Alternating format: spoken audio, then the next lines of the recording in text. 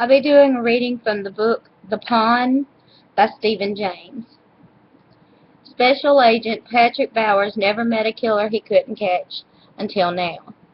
Called to North Carolina to consult on the case of an area serial killer, Bowers finds himself caught in a deadly game of cat and mouse.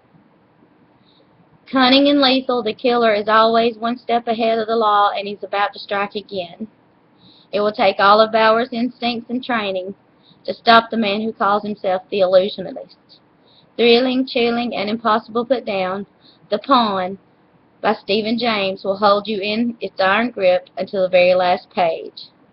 Stephen James combines 21st century high-tech law enforcement technique with the 18th century Sherlockian deduction to craft an exciting and suspense-filled story. The prologue begins March 1985 in Mississippi. It happened upstairs at her house after school on Tuesday afternoon when her parents, just like normal, weren't home. So Aaron Jeffrey Kincaid and Jessica Rembrandt had the house to themselves. But today was different. Today was the day. Jessie smiled at her boyfriend as she unlocked the door. Aaron Jeffrey Kincaid, she breathed. I love you. Her voice sounded so alluring, so alive, it said more than I love you. It said, I believe in you. I love you too, Jessie. But the more time he spent with her, the more he realized she did things to please him. Little things. She went to the movies that he liked. She wore the clothes he told her to wear. And she let him do things to her, sometimes whatever he wanted to. So, of course, even in the beginning, when he started to doubt that maybe he didn't want to be with her anymore, this changed his mind. So one day he started wondering how far she would go to please him. How much would she actually do?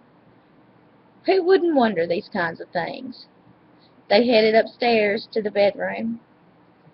Earlier that year there had been a double suicide where a couple had been found in a car. Maybe he had gotten the idea from that.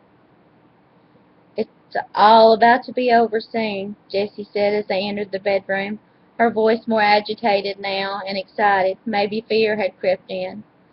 No, soon it'll all begin. He walked over to the window and twisted the blind shut closed. I'm ready, she whispered.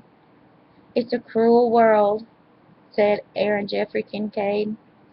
It's a cruel world, echoed Jessica Rembrandt, but our love will unite us forever. Our love will unite us forever. Aaron pulled back the stainless steel hunting knife out of his backpack and led Jessie to the whirlpool. I'll go first, she said, because I love you. Her voice was shaking, her breathing fast. No, I'll go first, just like we practiced. Aaron carefully placed the edge of the blade against his left wrist. It's a cruel world, he said, repeating the mantra they'd practiced together so many times. It's a cruel world, Jessie echoed. But our love will unite us forever. Our love will unite us forever. People would be surprised if they saw him here. No one knew anything about them as a couple. They were basically loners, so nobody paid much attention to them. But everyone will know about us at last. Aaron drew the blade toward him deep in the meat of his wrist, and red spray shot across the pool. A sharp ache bristled his arm, but he didn't flinch.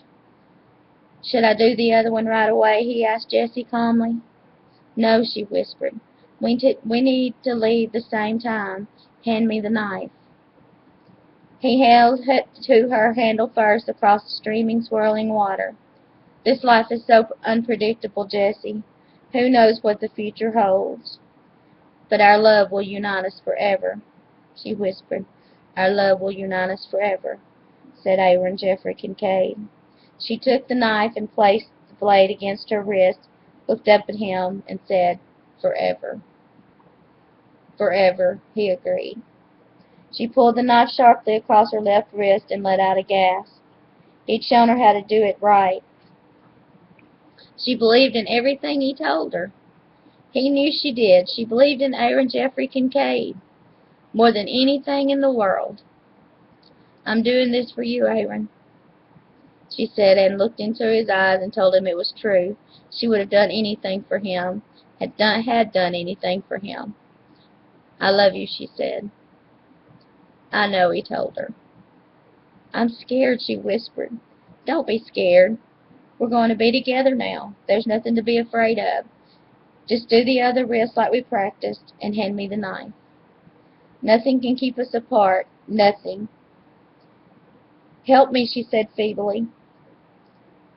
He eased over to the other side of the whirlpool and took her hand in his, because her hand had been damaged and she wasn't able to make the cut. So he did it for her. "Thank you," she said. "Don't worry about that," he said. "I'll get." She dropped the knife, and he told her not to worry about it. He would get it. "Hold me." She tried to reach out to hug him, but could barely lift her arms above the water. Blood was coursing from her veins. He leaned close to her. "There's nothing to be afraid of." He held her hand until it dropped in the water one last time. Then, instead of reaching for the knife, he stepped out of the water and picked up a towel. She'd done it. She'd done just what he asked her. Yes, he'd had to slice his own wrist, and she was true, and hers too, but he'd realized he had had to help her, but she had agreed. She had listened. She had been obedient to the very end. No one had seen them together. He could easily hide his wound. No one would ask any question. Everything was going to be all right, Jessie. He tried to imagine what it was like for her the moment of darkness. "Where are you going?" Her words were soft, hardly audible, a whisper. "Don't worry, Jessie. Everything's going to be just fine." He, her arms quivered slightly, and then she stopped moving forever, and Aaron Jeffrey Kincaid sat down beside the gently humming water. Oh yes, Father would be very proud.